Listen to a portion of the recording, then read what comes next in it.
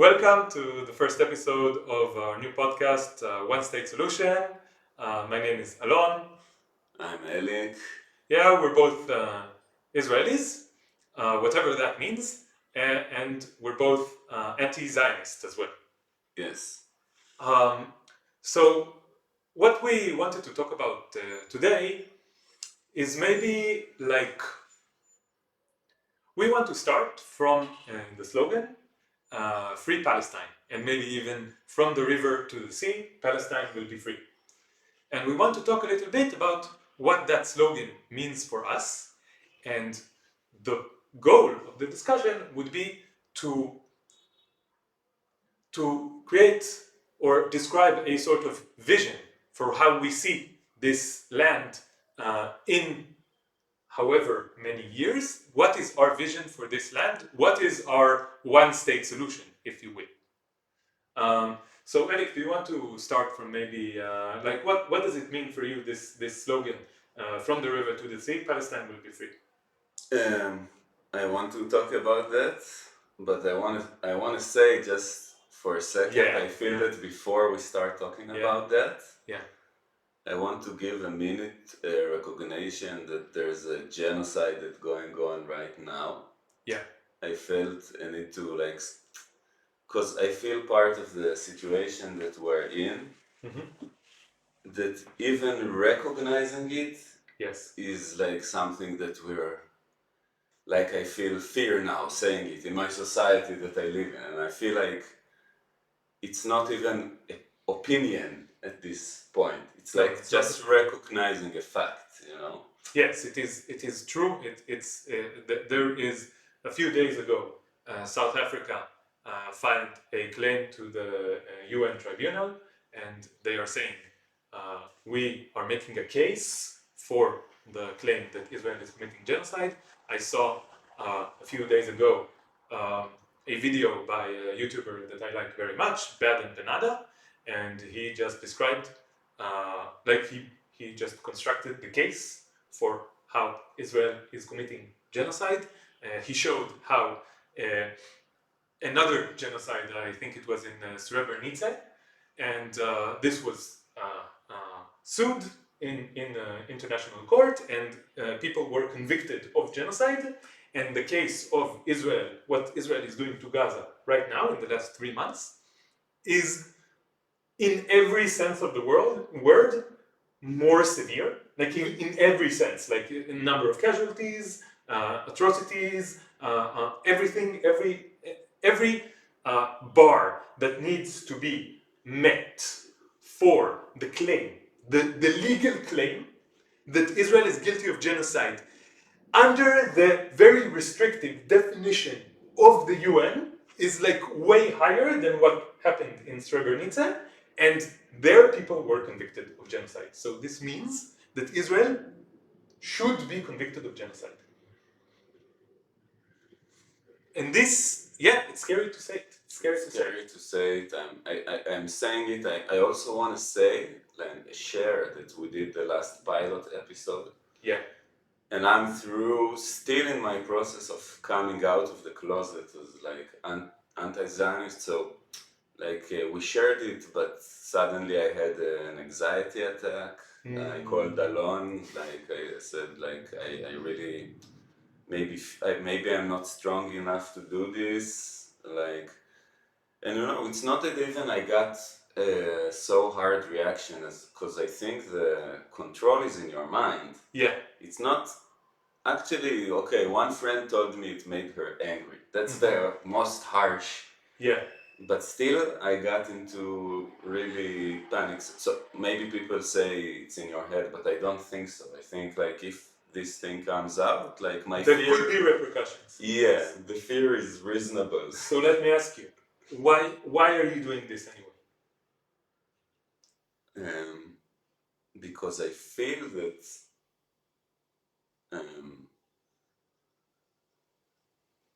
every day I come, I look in the mirror and I ask myself, do you really think that there's a genocide going on? Tell the truth to yourself in the mirror. Don't think about what will be the repercussions will be if you say it, don't think about saying it, just to yourself in the mirror, what do you think that's really going on right now? Yeah. And every day I get the answer, the positive, that yes, this is what is happening. Yeah. And then I feel that the moral obligation is to talk about it. And that's the basic. I completely agree. And you know what? It's really interesting because for me, like, let's say 2 months ago, every day I needed, like, I didn't know that you did this. I needed to go to the mirror and, like, look at myself in the mirror and say to myself, you are against genocide. You are against genocide. Again and again and again, like several times, until I reminded myself that I'm against this. Why? Why did I have to do it? Because the gaslighting is so present and so severe. Like, people keep telling you what is going on, like the number of casualties is a lie, and it's Hamas's fault, and we must do this, and this is not really genocide. You don't know what you're talking about. You don't know what genocide means. You don't know what ethnic cleansing means. And I have researched this. I'm not an expert, but I've researched this enough and more than the people that are talking. They have a very basic approach to this. They do not understand deeply what genocide is. They do not understand the evidence. They do not understand. They don't know what's going on in Gaza. And they keep gaslighting me, and they're telling me, no, it's not so bad, or all of this is lies, and so forth and so on. And it's like living here and being surrounded by people who insist so much on the innocence of Israel in this situation is really confusing. Look, I wrote a post, on Facebook that basically I said, I didn't say genocide in this post, but I said... you use the word Holocaust. I like it that it's a theme that my Facebook posts. Because this is my way to interact with my local society. It's not something to, like, I write a post on Facebook and then people see it. Hebrew speakers. Hebrew speakers, And so I wrote that when I hear what's going on in Gaza, the only word that keeps popping to my head is Holocaust. Holocaust. And I got like many angry, like, I must say, most of the comments were very respectful. Okay. That's, I must say, I predicted that it would be nastier. Yeah, they didn't tell, but it doesn't matter, because all of them, to me, were like lists of like denial. Okay, they were excuses. Nice. The fact that they were nice to me and not attacking me is appreciable in this context, maybe. I don't know, you can say whatever you think. Yeah. I think it's more the result that, people know me and respect me. But I feel that they respect you as a person. Yeah, but I don't know if it will continue if they see this, for example. I don't know. I have no idea. Maybe I don't wanna decide for people how they will react before they did. But never mind how they treated me. Let's say by their arguments, they were all to me like list of like denial of responsibility. Like real denial of reality in such high levels that I didn't know how to address it. Yeah. Like somebody writes me, please, how can you claim... Maybe I didn't do a good job. Like somebody told me like, you should have bring more information before you say Holocaust. I think Zionism is... As I said in our pilot episode, that Zionism is a collective narcissistic disorder. Okay? And one part of this is that they always put you in double binds. Okay? So, this is narcissistic behavior. Narcissists, they will put you in double binds to avoid taking responsibility for their actions. Okay? And the thing is that they will say, oh, if you don't give enough information, then we shouldn't believe you. Okay? Like, you shouldn't have done the research yourself. Like maybe I will just say to all my friends who are Israelis or Zionists, maybe you can take like an hour and like see if your country is committing genocide or not. Maybe take like 1 hour of your time, maybe 2 hours, maybe like even 10 hours. I think that's reasonable. I think like that's taking responsibility, like taking a few hours of your time and checking whether your country is committing genocide or not. After like everybody in the world is telling you that this is happening. South Africa has filed the claim. Like maybe take a few hours to check. Maybe take a few hours to read it, like the highlights of it. Maybe. Because we say that they're in denial, right? Mm-hmm. So we also claim that deep inside they know, and they're not really done. And like that's what's so difficult for me, because I went to the on Saturday. I went to a cafe in Tel Aviv. I met nice, beautiful people. We sit down, smoke, drink coffee, then go to the beach, to Jaffa, and everybody seems like all right, all of beautiful people. In the evening, I went to a contact jam, and I don't know what to do with this, and like everybody in here knows, and we're just like behaving as if nothing is happening. Like if somebody from outside would step in, like what they're gonna think of us. Like so we don't know because people from all around the world, they see this denial. They see the way that Israelis are behaving, and they're saying, what is going on here? These people are crazy. Like everybody in the world, like other than fascists basically, who are for Israel, like fascists are for Israel, and everybody else is like, what the hell is going on here?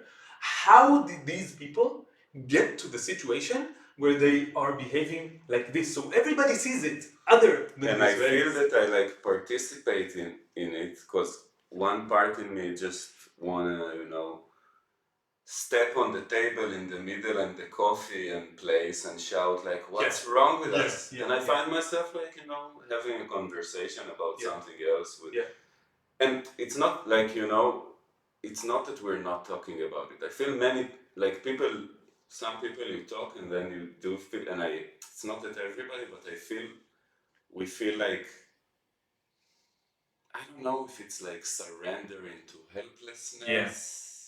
That's what I was about to say. Yeah. Because I feel like there's kind of no choice, because life is life, and you're living in a society, and things are going on around you, and you have to like live. Like there's no like if you're alive, and you need to go eat, and you need to meet people, and you need to have interactions. Like you cannot just like sit at home and cry. Like what are you gonna do? No. So I shouldn't be judgeful. So I think the real question is, what are you doing with like the rest of your life? And I think the fact that we are actively opposing what's going on and vocally opposing what's going on is kind of like the only thing that we can really do. Like what else? Like I really thought deeply. Mm-hmm. What should I do in this situation? I really like the way that I started thinking since October 7th was because I knew that this was going to happen. I knew that there would be a reaction that is horrible. And I saw what was going on, and I started thinking in the following way. So my grandfather was a Holocaust survivor. He was born in Poland, and his entire family basically was wiped out by the Nazis. Okay? And I thought to myself about all the people that all their families are being like wiped out right now. Exactly. So what I started thinking was, what would I, as the grandson of a Holocaust survivor, want a German person, a decent German person, a German person who actually cares about like me, someone like, I don't want to call myself decent or whatever, but I'm trying to be decent. Okay? So what would I want a decent German person to do in, let's say, 1937, 8, 9, 40, 41, when this started happening? What would I want them to do? And I'm trying to do the parallel of this, like for the 21st century, okay, for the age of social media. And this is like, I would want the German to tell the entire world what is going on and say what is going on as loudly as they can. Yeah. Because maybe then it would have been stopped. I don't know. Maybe this can be stopped or mitigated by people like us speaking up. I don't know. Do you feel we need to blame people for not speaking up? Or it would need to be empathic from the fact that it's scary, especially in our society, that people... Because I feel I do it because I don't have... Part of it is that I don't have too much to risk. Like, I don't have kids, for example. I don't know. Like, I think about people who are just became parents. I don't know. But part in me says, like, sorry, buddy, you have nothing... When something so severe happening, there are no excuses. But I don't know, like, you know, and then I feel like maybe it's too harsh. So I don't know what the full answer to your question is. Yeah. But I have two thoughts.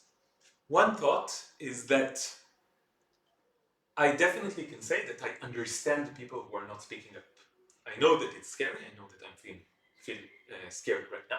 I feel I don't speak up enough, yeah? I understand. Like, I'm harsh on myself as well.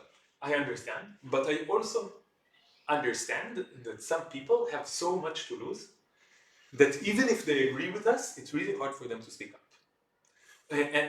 And so what I can say is I understand it, okay? Mm-hmm. Which does not mean that I condone it, I don't know, but I understand it. Mm-hmm. And the second point that I have is that we must differentiate between two kinds of people. People who are not speaking up because they are afraid to speak up, and people who are not speaking up because they are waiving their responsibility, because they're like trying to deny what's going on. Okay, and this, like, for example, if people are actively trying to shut other people up, then this is a bad sign. Like, I think this is something that I would very much condemn. Like, trying to silence other people is cooperating, like actively cooperating. Like, this is problematic to me. But I don't know, like, about staying silent because you're afraid. I don't know what I think about that morally. I don't know. I know that I can't.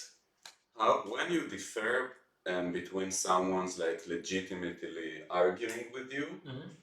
and when does it become trying to silence you? Like, where does the... At this point, I must admit that anytime a person tries to argue with me, I'm feeling like they're trying to shut me up, because... And the reason is that for my entire life, let's say, conscious life, like ever since I started understanding what was going on here and speaking to people about what is going on here, about the oppression of the Palestinians specifically. I didn't even know to call it the oppression of the Palestinians, but now I use these terms. But I started speaking to people, and I saw again and again and again that they are not speaking reasonably, that they do not want to acknowledge what is going on, that they want to continue ignoring, that it is that there are a lot of defense mechanisms, a lot of mechanisms, a lot of manipulation, and basically the narcissistic syndrome that the collective narcissistic disorder that I described, that I can speak about it in these terms now, but I couldn't back then. And I see that it has become much more severe since October 7th, and I see that there is no one to talk to. Ever. So when they start arguing with me, at this point, unfortunately, mm-hmm. I must assume that they are not being reasonable and that they are actually under the surface trying to shut me up. I just want to say that after the last episode we did, 2 friends contacted me that mm-hmm. they are not anti-Zionists, mm-hmm. but they really wanted to listen to what I had to say. And they shared their opinion as well, but I felt that I am being listened to. Okay, this is very different from my experience, I must say. So maybe things are starting to change. But I'll tell you what the difference. Yeah, okay. They didn't say, hey, Elik, you're wrong, because they said, like, let's meet and have a conversation. Mm-hmm. Or they started a long conversation. Yeah. And I feel that that's why I have this place that I don't want to give up on my society. I don't want to. And maybe I don't. But this is not even a moral question. This is like, pragmatically speaking, even there is no way to solve this situation without speaking to Israelis and Zionists. Eventually, Yeah. I know that they are being very hard-headed at this moment. Like, hard-headed is a very light term for this. They are committing genocide. Yeah. So this is like, I know it's really hard to even think about this, but the only way to solve, and this maybe can lead us to our main subject, the only way to solve the situation is by cooperation between everybody who lives here. And I don't see a way where this situation becomes better without cooperation between people who are now Zionists and maybe in the future will not be Zionists, or maybe the meaning of the term will change for the better. Maybe this is another question that we thought we should talk about. Like, is there even a thing as good Zionism? I don't know if that's a thing, but we can talk about it. And these people must change. These people must be not as narcissistic. Again, this is the term that I can just use as a code for like what's going on here. And they must understand that they need to cooperate. And when they do, maybe things will start changing for the better. Yeah. I don't know. I think, because I want to say, why did we start this podcast? Because we started with the fact that there is genocide going on, and most of the world sees it right now. I don't know, or let's say terrible atrocity that has to stop right now. Call it genocide, call it war crime. It just, at the end, it's just a word. The thing is that if you understand that it's like, maybe it is important, the word, I don't know, but it must be stopped and it's immoral. Yeah, definitely something is going on, which is a horrible atrocity that must stop now and you must oppose. This is obvious. Yeah. And then the rest is less important. Yes, I agree. So I feel most of the world see it, and we don't. And then I understand why. When you say we, you mean like Zionists. Like Jewish Israeli society. Jewish Israeli. And then we thought, what is the thing? What is this filter to reality that make you not to spot something that is happening? So obvious. Yes. And that you're deeply involved in doing. What is this mental disease? And this is the ideology that's called Zionism, because that's what we think, right?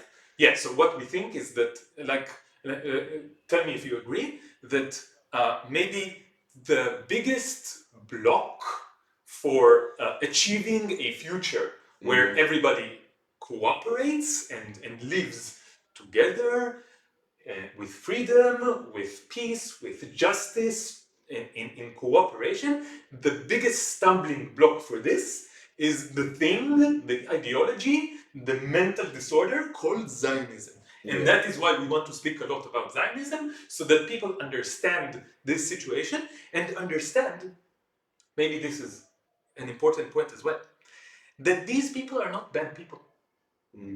I don't think of my family and friends as bad people. I think of them as victims of an ideology, of a system of oppression and supremacy. And always the oppressors and the people being oppressed are both victims in some sense. Right. I think this about the Nazis as well, so that nobody says that I'm a hypocrite or something. I think this about the Nazis as well. They were also victims of an ideology. Maybe some people at the top cannot be considered victims, even though I don't know.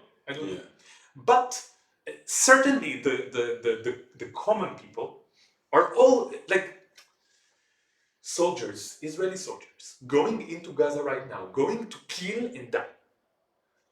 They are victims as well. They are brainwashed. I know these people. I know many of these people. I know that many of them, the vast majority of them, are people who are basically good, who are basically kind, who basically want good for the world, and they are just brainwashed so much that they are putting themselves and everybody else in danger, and not just in danger, like killing and dying all the time. And we must understand how people can get to this situation so that we are wary in other places, so that we can fix this here and prevent this or fix this in other places, because this is going on not just in Israel. This is going on all around the world. Fascism is on the rise all around the world, and we need to spot it, and we need to find ways of opposing it in effectively. Effectively, we must be effective here, because this is very, very dangerous and hurtful. Yeah. And I think a lot of people in the world feel this as well, and that's why they're, it become like this conflict became like, it's the heart of the hypocrisy of the West. It's kind of a microcosm of what's going on. See, it's like there. I don't remember any event that I was like alive that you see so much the gap between like the people and the power. Yes. Like everybody sees what's going on. Everybody thinks we want to stop it. That's fucked up. Not everybody, but like the vast majority of the population of the world. I don't know, but I believe it's the vast majority, because they're just, like sensible people, and they like, okay, like we saw that there was this 7th of October and it's horrible, but what's going on? Like, this is a massacre that just doesn't stop. It's just, it's as if the 7th of October wouldn't stop. And people will say, no, we need to let it go on and on and on. It's important for whatever what, that's the same. It's the same. It's chilling. It's chilling in some sense to think about it. Yeah, and nobody, and people like, and people would blame Israel for trying to defend itself from this, because, that would be a very, very weird situation, but this is, in some sense, the situation that we are in, only reversed. We way past, like, what is legitimate retaliation for something. Like, I don't know what to tell you. So we understand that Zionism as an ideology is the biggest stumbling block to achieving the future that we want here, okay? And this leads us to the question that we started from. So what does the slogan, from the river to the sea, Palestine will be free, mean to you? And how does it lead to, like, how can you describe the future that this slogan kind of implies in your mind? Okay. So I can, like we said before we started the podcast, I can talk about how I see it, you know, and what I want. We can't speak for everyone, but we can speak for ourselves, how we perceive this slogan. And I can also say that I know that many other people that I see talking about this slogan, I think share my vision to some extent. To a significant extent. And that's why I feel it's so scary what we're doing, because for most of the people in Israel, in this slogan, it's all they fear of. And we come in here, Israelis, and say we describe it as maybe positive, possible future. That's what we're going to say. And I think it's just this, it hits you, like this is where you stop, like, I realize how for so many Israelis I become a traitor. So let me say one thing that I think can help. I don't know, reduce the misunderstanding. Let's say. Or maybe the first thing that I want to say is that there is a misunderstanding. Like, I know for a fact that all the people that I argued with about this slogan do not understand the slogan and do not care to understand it. They don't. When I explain it, they do not listen, and they say that I'm lying, that I'm misrepresenting my own intentions, which is, I think, like ridiculous. But the bottom line is that they do not want to understand what is being talked about, and also and like factually they don't understand. Okay. So this is one thing that I have to say. So guys, maybe you don't understand, okay? So maybe listen to us describe what we mean when we say this. And after you hear us describing, after that answer us, okay? Please, okay. And one thing that I think is like a specific misunderstanding is what the roles of the words Palestine and Israel are in this discussion. Israel is a state. What is a state? A state is a social construct of humans, okay? That humans constructed. It is an idea. It is a way to organize society. For the record, I'm an anarchist, okay? So for me, I prefer the no-state solution. I just know it's not gonna happen just like that. But I actually considered before I thought of one-state solution, I thought of maybe no-state solution. I don't know. I'm also an anarchist. Like we are talking. Maybe we should just say like this. Even as an anarchist, I understand that there is like a situation, a physical reality of, maybe not physical, but a reality of states existing. And in this reality of states existing, we also have a specific problem in our land, okay?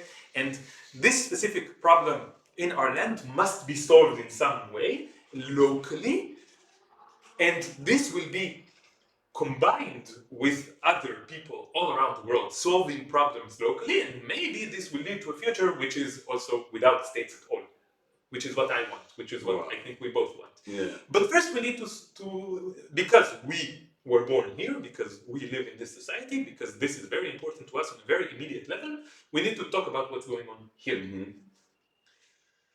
Okay, now I get to the point. So Israel is a state, and states are a social construct. Mm-hmm. What is Palestine? Palestine is not a state. There is no state called Palestine. There never was, as far as I know. Okay? Palestine is a geographical area, historically and factually. Mm-hmm. The word Palestine, and in my mind, okay, in my mind, you may think otherwise, but the word Palestine in my mind, and especially when I use the word Palestine will be free, the word Palestine refers to a geographical area, let's say, between the river and the sea. It's beautiful. I didn't think about it like that. So I think this is a misunderstanding that because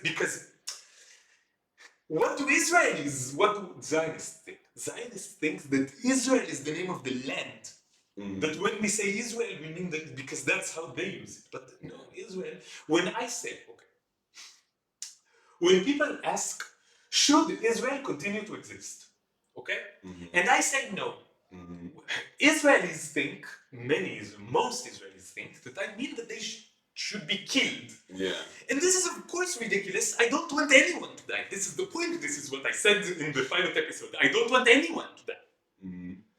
So, and they combine, there is like a misunderstanding of how they perceive Israel. Israel is the land, Israel is the country, Israel is Israelis, like the people.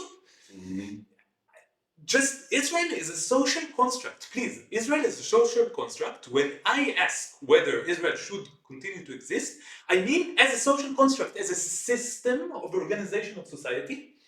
And I think this system of organization is supremacist and oppressive, and I want this system of organization to change. And for me, this system of organization changing means that Israel as an entity must either stop existing or change its face so much that it would be unrecognizable. Yeah, I agree with you. During you were speaking, I thought about it that actually what I feel that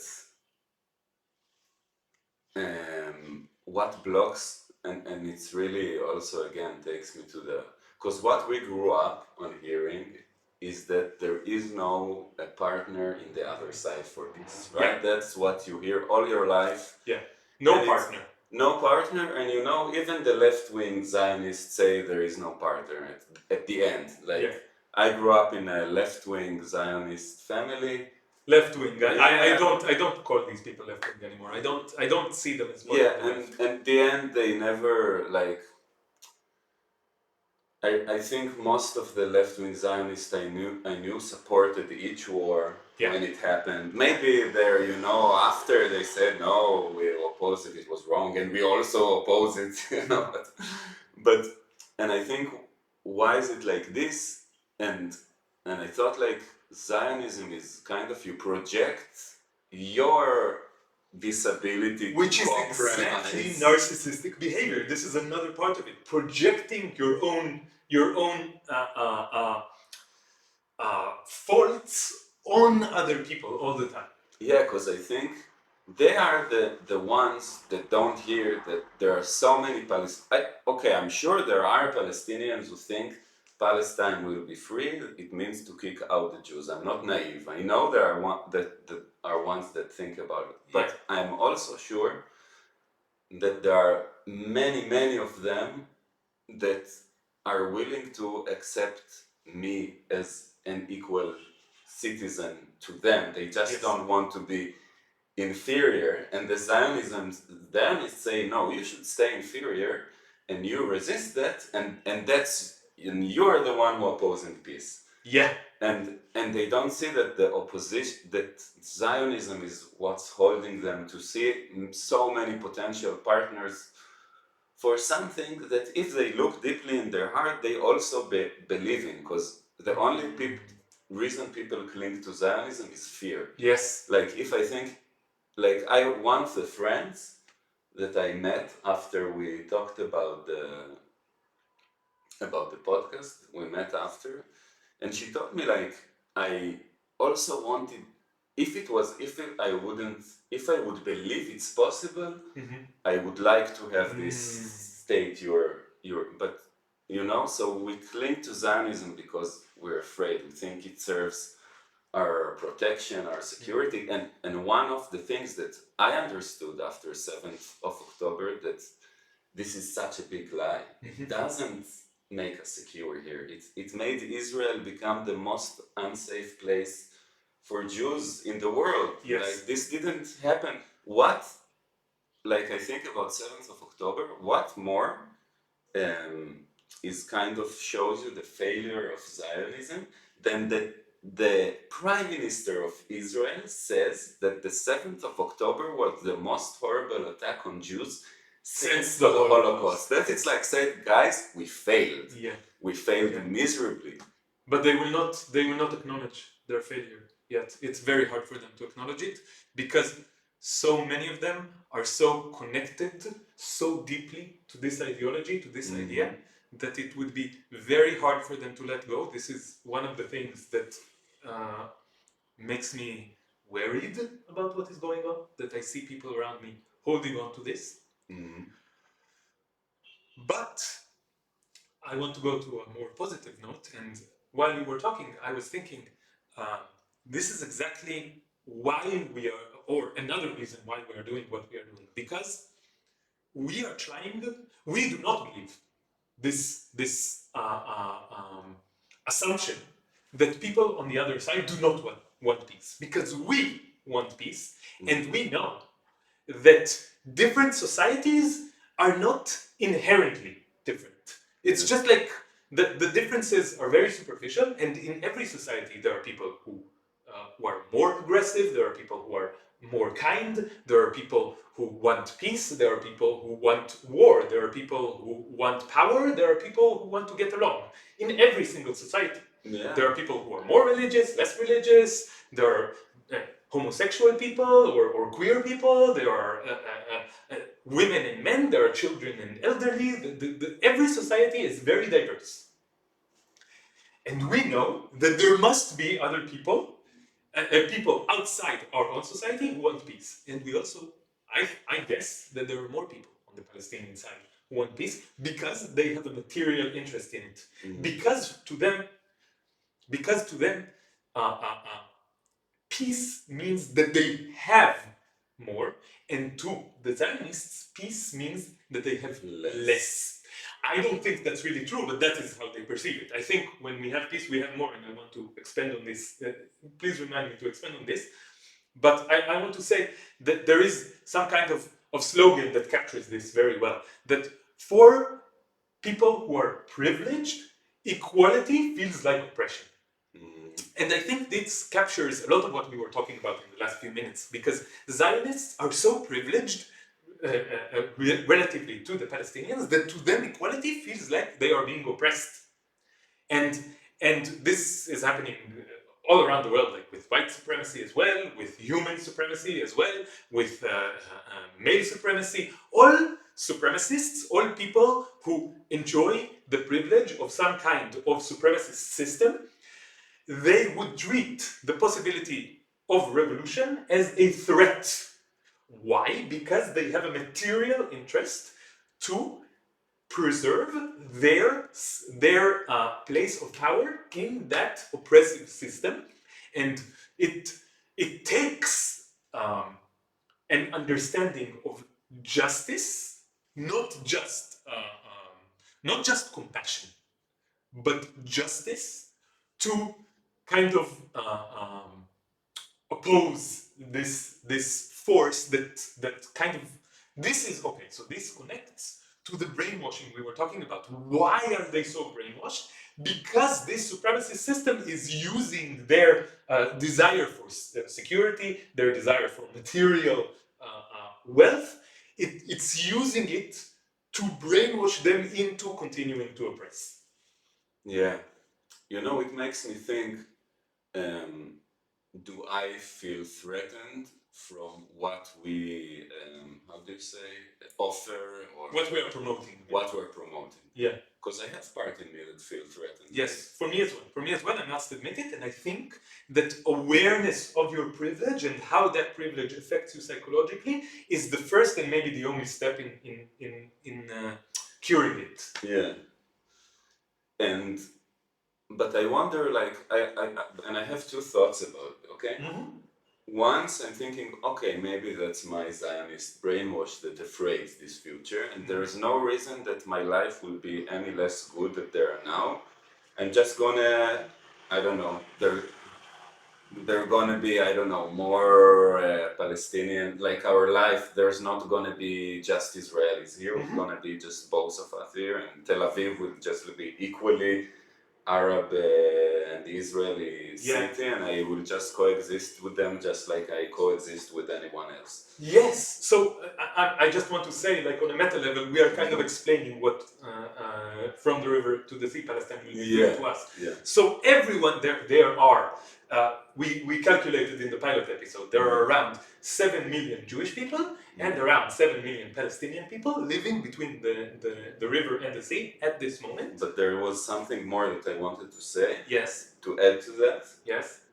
But even if my life will become worse after the apartheid regime fall, I say, now it is so horrible that I accept that my situation will be worse. I accept it, you know? Yeah, the injustice is so horrible. Yeah, because the injustice is so horrible. Yes, I cannot live, I can live physically, but I cannot live in the true sense because of this injustice. I cannot do anything really. Yeah. I want to say, I finished a master's in math, I started a PhD in math, I studied at the Hebrew University, and I quit my PhD. There were several reasons for this, but one reason was that I felt that the situation, the situation in the world, mathematics is so abstract and so like removed from what's going on in the world, and the situation is so bad that I cannot ignore it. Yeah. I cannot truly live and truly create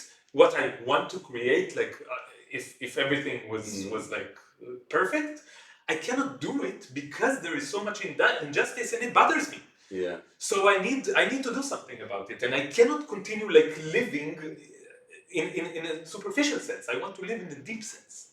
Yeah, and I don't know how will the situation will, like, it's like I think what most Israeli fear, they will tell us. Okay, you want your one democratic state because you're have these nice ideals that you believe in, but most of the people you are marching with and doesn't want this, and the moment you will have this democratic state, they're going to be the majority, and they're going to vote for Hamas, you know? So I must say that this has not been my experience, okay? As we said, there are many different opinions, but my experience has been that Palestinians, basically, if Israelis were being reasonable, they would want to live with them. They would be like, okay, let's just do it. Like, why not? And again, they have a material interest in this. Seriously. Let's do the following thought experiment. Let's say that I have a machine that I can push a button and the Zionist brainwashing disappears from the brains of all Israelis. Okay? Let's do this thought experiment. And now all Israelis, I talk to them and I tell them, listen, this is a really good idea to have one state where everybody is equal. Okay? And they go, yeah, let's do it. Okay, let's say, assume, I know, it feels very far away. But assume this. Do you think the Palestinians would say, oh no? Of course the Palestinians would agree, because then their material condition would improve so much that they would be unable physically to refuse this. Like, it would be insanity to refuse it. Okay? So their situation now is so bad. Right? So this this thought experiment, if you agree with me, this thought experiment kind of proves that Zionism is the biggest stumbling block here, because it would just if it weren't for Zionism, things would be fine.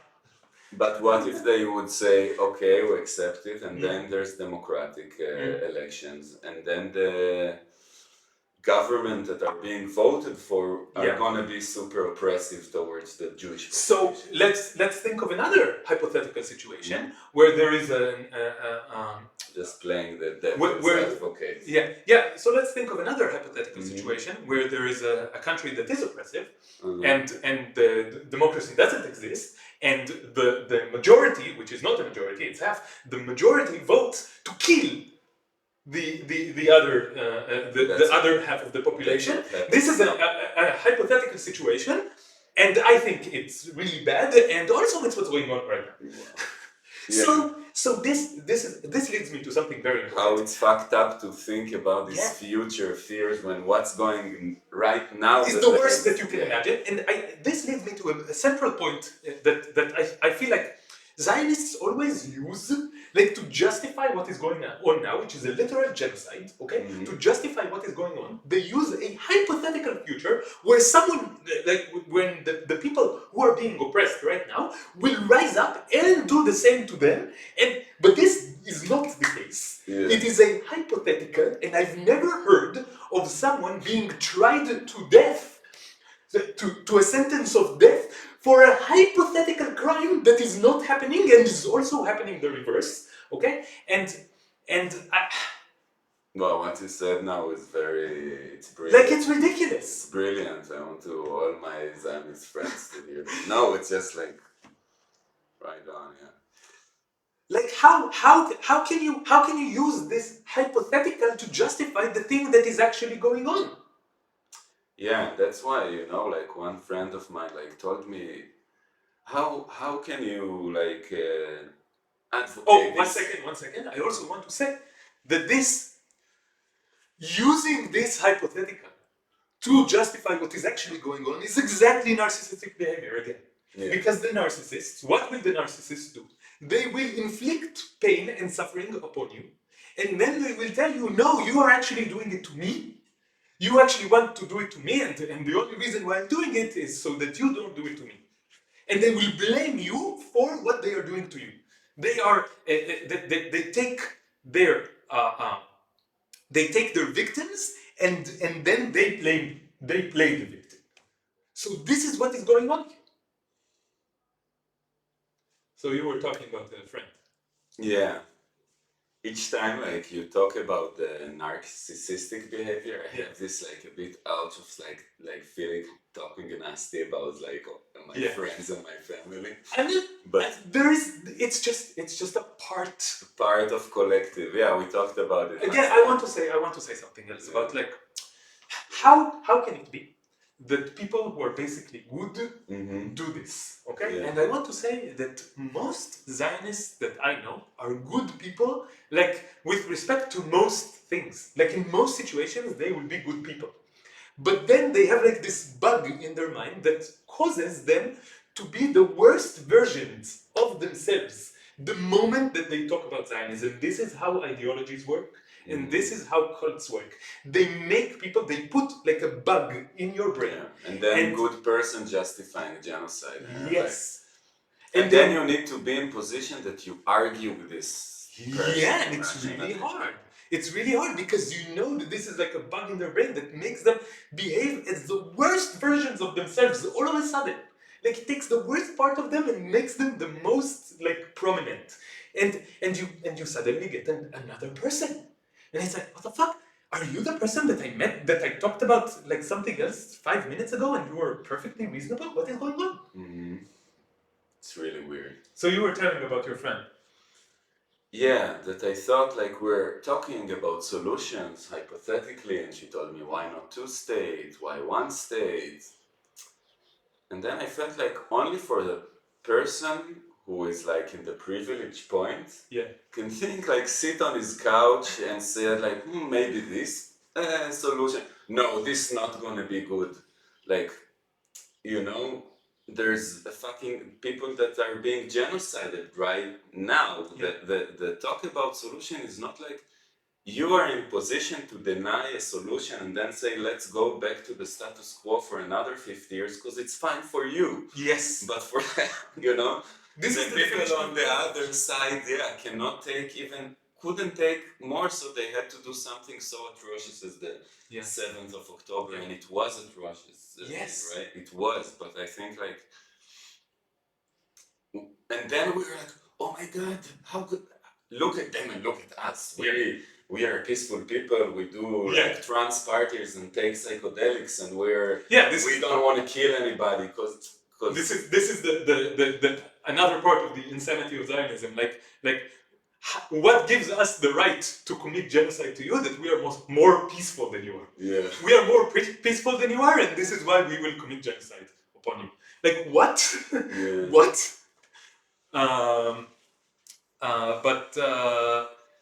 Yeah, so I wanted to say that like you can even define injustice like this. You can say what is the situation? How do you identify the situation of injustice when one party can just like decide what is the preferable solution to them, and the other party has no choice in the matter, has no real freedom here. This is what injustice looks like, and this is why people in Tel Aviv are now going out to bars and having fun, and people in Gaza and in the Gaza Strip are now being genocided.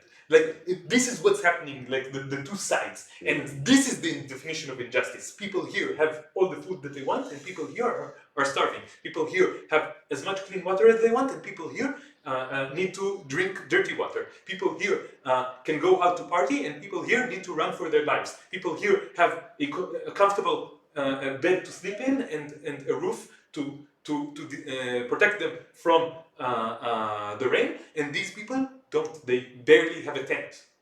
This is injustice. This is what injustice looks like. There's something I want to say to add to that. Yeah. Because how injustice perpetuating itself. Yes. How does this work? And I think the moment you have like system of injustice, like apartheid, like slavery, so the victims will always develop like hatred and wish to get rid of the person. There is no perfect victim. Yeah, and actually they develop this, you can call it racism, but it's not the same racism that the masters have. It's a racism that comes from bitterness of hatred of real person being like subjugated, and being humiliated, and then the oppressor can always point at that and say, you see, he wants to kill me, that's why I cannot allow him to be free. That's why I cannot allow him to be equal. This happens all the time. Yeah. But I want to say something else. There is a perfect victim. In this world, there is the perfect victim. Do you want to guess what I'm talking about? animals, non-human animals, are being oppressed so much that they are the perfect victim. They do not resist what is being done to them. That's why it's only up to us. But look what is going on here. Look what is going on here. They are so oppressed, they have no way of resisting what is going on to them. And this allows their oppressors to oppress them completely, more and more, until we are in a state where this is the deepest oppression ever in the history of the world. And this is so far away from being solved. This shows you this is a matter in itself, which I want to talk about in further episodes, because I think I'm becoming vegan thanks to him. Another point to the place. Yeah, we will talk about this further in other episodes, because to me these issues are very much interconnected. This is an issue of justice, this is an issue of equality, this is an issue of oppression, this is an issue of supremacy, okay? And I do a lot of parallels between, let me tell you one thing. My girlfriend, when we met, she was basically a light Zionist, okay? And now she is, well, she's not like me, she's not as anti-Zionist as staunchly anti-Zionist as me, but she is not a Zionist anymore, okay? And the way that I explained to her what was going on is that, okay, she's vegan, we met in, we were activists for animal rights, and we did like presentations in a group that is now Zionist, and I am not cooperating with them anymore, and Tamar isn't cooperating with them anymore. Unfortunately, we cannot because they are Zionists, and they behaved nastily towards us because we said that there are children in Gaza, and also because we said that there are animals in Gaza that are being bombed. Never mind, this is an aside. But the way that I explained to Tamar my position on Zionism is that I always compared it to the oppression of animals, because the oppression of animals is something that is very close to her heart, and she understands it. And the parallels are so numerous. There are so many parallels. Every question that she had to me about Zionism, I could give her an example from our own struggle for animal freedom. Okay? So this is a matter that is important to me in itself. But why did I bring it up now? Because I feel like it is relevant. Because you can see that we have a test case for the perfect victim, and the perfect victim in this test case is just the most oppressed in the fucking world. Right. Okay? So this shows you that being the perfect victim does not help you. Does not help you. It only worsens your situation. That's why I also say always when I argue about the Nakba, with my Zionist friends and family, and I tell them, what do you think? Like, if the Palestinians wouldn't resist at all, and they would accept them, they wouldn't kick them out. They wanted a Jewish state with a Jewish majority.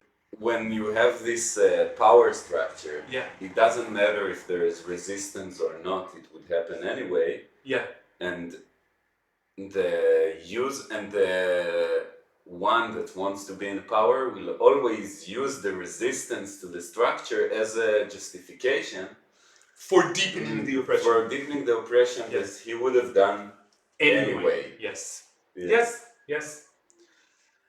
But let us go back to maybe the first question that we had, because we've been filming for a while now, and so let's try to close again to the first question. Yeah, go back to the first question and try to say, and again I will ask you, what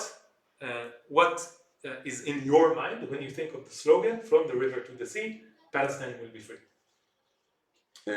So I'll take it. I think I take it similar to you.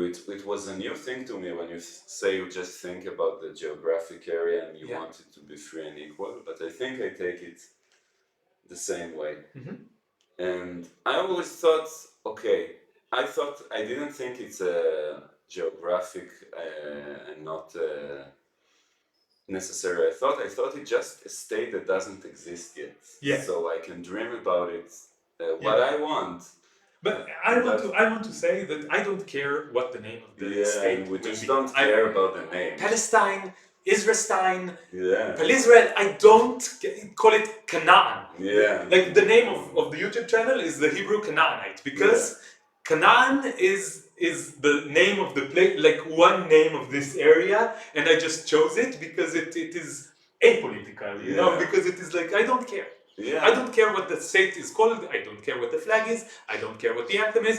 I want it to be a good state. I don't care what the name of the state. A rose by any other name would smell as sweet. This is my point. Yeah, and I think with the state I want, first of all, so yeah, my aim is to a situation with no states, but and I'm not saying it as a lip service. I really, the moment the state of Palestine exists, I will struggle against it in many ways. Yes. So, like, yes. I'm really. I want the state to exist so that I can oppose it. Yeah. Yes, exactly. I think this is very. It's not just me being clever. Okay. Yeah. It's a deep thing that I want. I think a situation in which there is a state here to oppose is much better than the situation now. Right. And I say, first thing I want this state to be based on equal citizenship. Yes. And separation of citizenship from ethnicity and religion. So let me just clarify. You want everyone to have citizenship regardless of their ethnicity, their religion, and so forth and so on. Yes. Any arbitrary characteristic. Yeah. And I think, and I want it to be, I have issues with democracy because I think a lot of time it results in oppression of minorities because of this idea of majority rule. Yeah. But still, I want to have equal rights. It means that all the people of the land have a right to vote. Of course, like to vote. Of course, this is ridiculous that people call people call Israel a democracy where there are areas that Israel de facto controls where people don't have a vote. This is not a democracy. This cannot be. But just as starting talking about it, I think we need to have way more time to start thinking about, like, I feel now we think about this possible state not as people who planning something, because it's not realistic now. Mm-hmm. I think of this discussion as like a beacon of light that like guides our way. Yes, we are in the thick of things. We are in this very dark part of the forest where we don't know where to go and we don't know what is going on. But there is a beacon of light, which is the place that I want to get to. Okay, and I understood something. I will explain, because I'm not a politician, I'm not a state scientist or a political scientist. I basically want to live in a space that is shared by Palestinians and Israelis, that we don't count people who is majority and minority. I prefer, by the way, again, the name of the channel, I prefer to call us Hebrews. Yeah. Because Israeli is a nationality, as I said, and Hebrew is more of a culture. Yeah. Hebrew is my language. So Italians speak Italian. Hebrews speak Hebrew. Yeah. This is why my channel, this is a full explanation for my channel's name. The Hebrew Canaanite, because Hebrew is my culture and Canaan is the place where I was born. Yeah, and I want to say I love the Hebrew culture. Yeah. I don't want, for example, to immigrate from here. I just think the only way, and big part of my motivation is not just for the Palestinians, because I think the only way for long-term survival of this culture here is if we learn to live with the Palestinians and among them, and to find a political solution that, first of all, who is a bit bigger majority or minority, it doesn't matter. You have both culture here, they live, they interact voluntarily. Yes, and also I want to say, I think that this is like the romantic part of me, okay? But I think that the moment that these cultures will start to interact in a way that is more loving, okay, and not in confrontation, they can cooperate, and the two cultures can combine into something that is much more beautiful, much more rich, much deeper, and and that has a significance that goes beyond like the petty struggles that we have here. And I truly believe that if Hebrews and Palestinians cooperate, then these two cultures can create something that is truly beautiful and an inspiration for the entire world, for like decades and centuries to come. Yeah. So please consider this possibility. I know that it seems far away, I know, but it is so beautiful potentially that we must consider it seriously. Yeah, I agree. Okay, so we described a vision of a future for this land. And we want to find partners who believe in this vision. And we will continue elaborating on this vision in further episodes. We want to find other people who believe in this vision, and we don't care who they are. We don't care if they're Jews who are anti-Zionists. We don't care if they are Palestinians. We don't care if they are people from all around the world who support this vision and want to help us make it a reality. And we most of all want to speak to Palestinians who believe in this vision, and we want to show that there are people on both sides, imagined sides of this conflict, who believe in a shared vision of a future with peace, justice, equality, and working together and making the two cultures, the Hebrew culture and the Palestinian culture, into one culture that is beautiful. Mm-hmm. And I want to say also, before making it one culture, like, you know, I say even if it doesn't become one culture, people deserve equal rights. Yeah. And then they will choose what to do with it. They want to voluntarily interact and create one culture. Great, I'm for that. I want that, you know. I know we can, and also we're this culture close enough to be able to do this in many ways. But also if not, you know, also if people first of all have peace and justice. Yeah, and accept it that we are here together, but you can still meet your Israeli friends when you want to, if you don't want to, you know, integrate. I think that's crucial part of the understanding of the meaning of equal rights. Yes. It doesn't mean you have to merge into one, it just means you have the same rights. I just believe that it will happen spontaneously. I think I just see it happening when tensions are removed, then people choose to like mix together and get to know other people. And I want to say, so this is another point that I wanted to elaborate on. When I think of a shared future, why do I say that this is good for everyone? Okay, including Jews. Okay, so they might feel as if something is taken away from them, but I don't feel this way, because I think that if we achieve a future that is shared, then we can have more freedom to mix with other people and to go to other places. If there is one state, then I can go to the Gaza beach, I can just like drive, or maybe I can live there if I want, and the Palestinians can live in Tel Aviv if they want. I don't care, but everyone can live wherever they want, so there is more freedom for everybody when we achieve cooperation. Yeah, and think about it. I think if it happens here, it can happen in all of the Middle East. It can be an example. Yeah, Tel Aviv like would become a center for all of the Middle East for like more, let's say, you know, gay-friendly culture. It will, you know, I don't know, like this kind of stuff. It will be like, and Jerusalem would be more like spiritual center. Yeah, spiritual center. Yes, and also like Gaza can be an amazing city on the beach. Like it's amazing. It's one of the most sad and tragic things. Yeah, it would be so incredible there. And also, I keep thinking, I want to visit Beirut. I want to see this place. I think it must be a really cool place, like with cool people. I want to meet people from Lebanon. I want to meet people. My grandmother was born in Syria. Okay? She was born in Damascus. I want to go to Damascus. I want to see Damascus. I want to meet people who are descendants of, like, the grandchildren of the people who are friends with her family from Syria. I want there to be peace here. I want there to be freedom of movement and of meeting people and of, like, getting to know other cultures, because this is what I want for me and I want this for everyone. Yeah.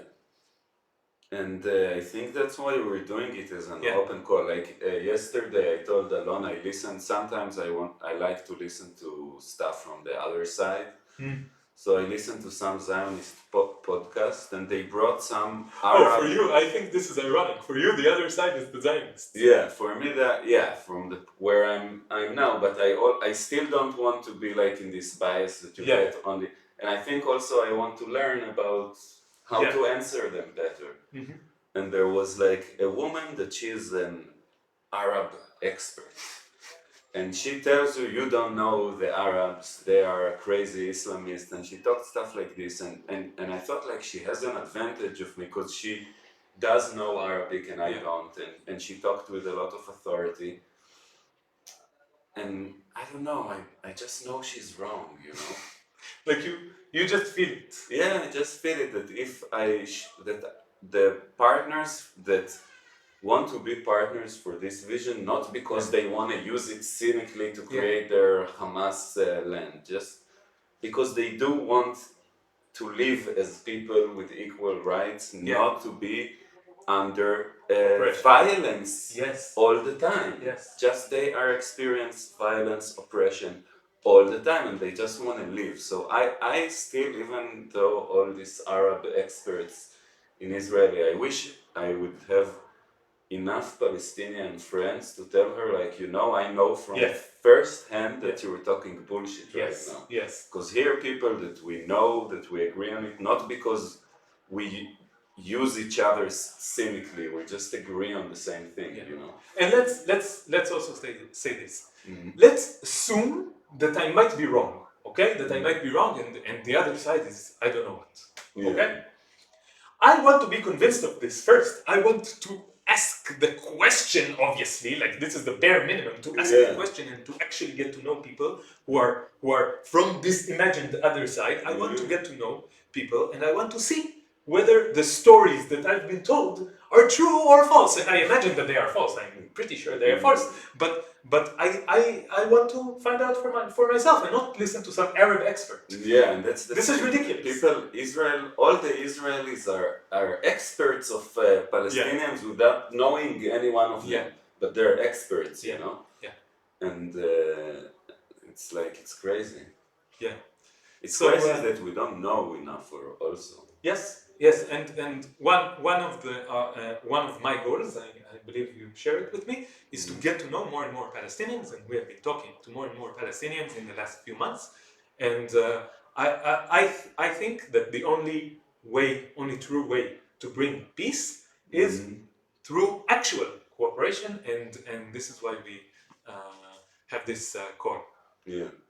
Okay, so I think this might be a good place to end this. So thank you everyone for listening to the official first episode of the One State Solution podcast. See you in the next episode. Yeah. Peace. Peace.